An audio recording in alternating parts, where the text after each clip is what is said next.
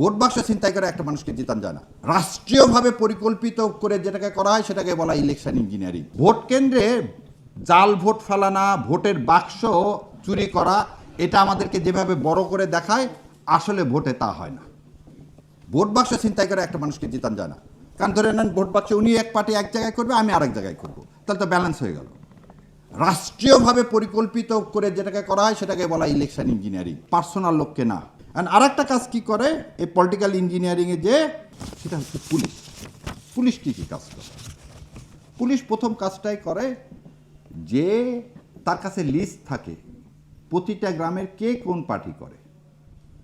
তো ওনাদের সাথে ডিল হয়ে গেল, ধরেন আমি জামাত ইসলামের ক্যান্ডিডেট, আমি বলে দিলাম এই এসপি সাহেব আর আপনাদের জন্য এই 5-10 কোটি টাকা থাকলো, আগের দিন দুটা বোম ফাটা একটা নাটক করবেন জঙ্গিবাদের একটা মাদ্রাসায় করে, ওই এলাকায় যত জামাতের ইসলামের আছে সবগুলোকে কিন্তু ধরে ফেলবেন রাতের বেলা।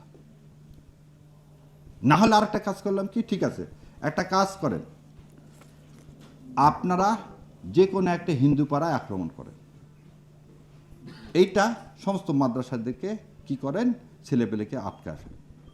এইটাই চলে এসছে 53 বছর। এইটা যাতে করতে না পারে সেদিকে আমাদের দৃষ্টি দিতে হবে। আর লাস্টলি যে কথাটা বলতেছি, মিডিয়া আপনারা হচ্ছে জাতির বিবেক।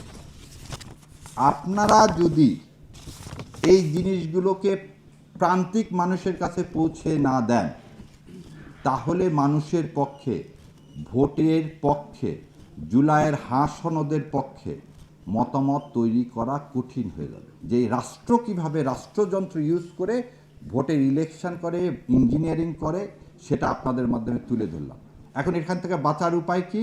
বাঁচার উপায় একটাই, এই যেটা যেটা করতে পারে সেটা উন্মোচিত করে দিলেন, তাহলে পরের দিন এই নাটক করলে আর আমরা কেউ বিশ্বাস করব না।